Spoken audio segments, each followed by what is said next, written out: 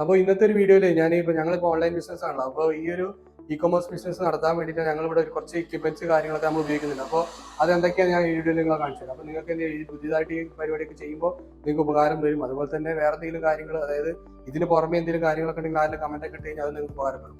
അപ്പോൾ ഓരോന്നായിട്ട് ഞാൻ കാണിച്ചത്. അപ്പോൾ ഞങ്ങൾ ഇവിടെ മെയിനായിട്ട് ഉപയോഗിക്കുന്ന സാധനങ്ങളാണ്. കമ്പ്യൂട്ടറിന്റെ കാര്യം പിന്നെ പറയേണ്ട ആവശ്യമില്ല. എല്ലാ കമ്പ്യൂട്ടർ നിർബന്ധമാണ്. സിസ്റ്റം അല്ലാണ്ട് നമുക്ക് എന്ത് ചെയ്യാൻ പറ്റില്ല, അത് തുടങ്ങാൻ തന്നെ പറ്റില്ല. പിന്നെ ഇവിടെ ഉപയോഗിക്കുന്ന ഞങ്ങളൊരു പ്രിന്റർ, എപ്സന്റെ പ്രിന്ററാണ് ഉപയോഗിക്കുന്നത്. ഇത് ഇൻവോയ്സ് കാര്യങ്ങളൊക്കെ പ്രിന്റ് ചെയ്യാൻ വേണ്ടി ഉപയോഗിക്കുന്നുണ്ട്. പിന്നെ ഒരു TSCന്റെ ബാർകോഡ് ഇത് പ്രിന്റർ, നമുക്ക് ആമസോണിന്റെ, ഫ്ലിപ്കാർട്ടിന്റെ, അതുപോലെ എല്ലാ ലേബൽസും ഇതിനകത്ത് തന്നെയാണ് ഞങ്ങൾ പ്രിന്റ് അടിക്കുന്നത്. പിന്നെ ഇൻവെർട്ടർ കാര്യങ്ങളൊക്കെ ഉണ്ട്. നമുക്കറിയാലോ, നമുക്ക് ഇവിടുത്തെ കാര്യങ്ങളല്ലേ, കറണ്ട് കാര്യങ്ങളൊക്കെ എപ്പോൾ വരും പോകുന്നൊന്നും അറിയില്ല. അപ്പൊ അതുകൊണ്ട് ഇൻവെർട്ടർ കാര്യങ്ങളൊക്കെ സെറ്റാണ്. പിന്നെ ഒരു ഹെൽനെറ്റിന്റെ പ്രിന്ററും കൂടി ഞങ്ങൾ ഉപയോഗിക്കുന്നുണ്ട്. ഇത് ചെറിയൊരു പ്രിന്ററാണ്. ഈ പറഞ്ഞ പോലെ ഞങ്ങൾക്ക് എന്തായാലും ഒരു മാസം എങ്ങനെയായാലും ഒരു 5000-ന് മേലെ ഓർഡേഴ്സ് ഡിസ്പാച്ച് ആവുന്നുണ്ട്. അപ്പോൾ ഒരു പ്രിന്ററിന് വിശ്വസിച്ച് നിൽക്കാൻ പറ്റില്ല. എന്തെങ്കിലും കംപ്ലൈന്റ് കാര്യങ്ങളൊക്കെ വന്നു കഴിഞ്ഞാൽ എന്ത് ചെയ്യാം, നമുക്ക് ഈ ഒരു സാധനം ഒരു എക്സ്ട്രാ പ്രിന്റർ അത്യാവശ്യമാണ്. അപ്പോൾ അതിന് വേണ്ടിയിട്ടാണ് നമ്മൾ ഒരു പ്രിന്ററും കൂടി, ഒരു ബാർകോഡ് പ്രിന്റർ, ഹെൽനെറ്റിന് വില കുറഞ്ഞൊരു പ്രിന്ററാണ്, തുടക്കക്കാർക്കൊക്കെ പരിഗണിക്കാം.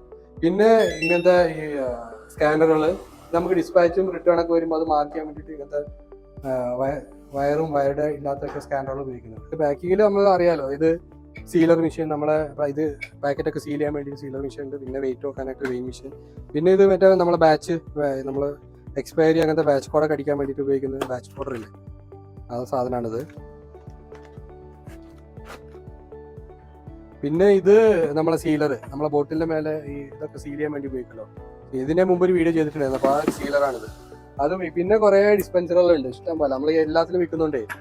ഈ ടാപ്പ് ഡിസ്പെൻസറുകൾ ഇഷ്ടം പോലെ ഉണ്ട്. ആമസോൺ, ഫ്ലിപ്കാർട്ട്, മീഷോ, അങ്ങനെ എല്ലാത്തിൻ്റെയും ടാപ്പുകൾ കാര്യങ്ങളൊക്കെ. ഇതാകുമ്പോൾ എന്താ എളുപ്പമാണ് നമുക്ക് ടാപ്പ് ഒട്ടിക്കാനായിട്ടേ, അല്ലെങ്കിൽ ഭയങ്കര പാടാണ്, ഓരോന്നോരോന്ന് വലിച്ചു ഒട്ടിക്കാനായിട്ട് പാടാണ്. അപ്പോൾ ഇങ്ങനത്തെ ഡിസ്പെൻസർ കാര്യങ്ങളൊക്കെ ഉണ്ടായിരുന്നു.